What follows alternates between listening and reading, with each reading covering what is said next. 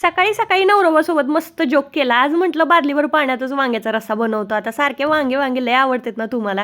आज म्हटलं ताजे वांगे आणले तर मसाला वांग करतो, तर नाही म्हटले रश्श्याचं वांग करा. चला म्हटलं आज एक बादलीभर पाण्यात कसं लागतंय वांग्याची भाजी तेच बघूया.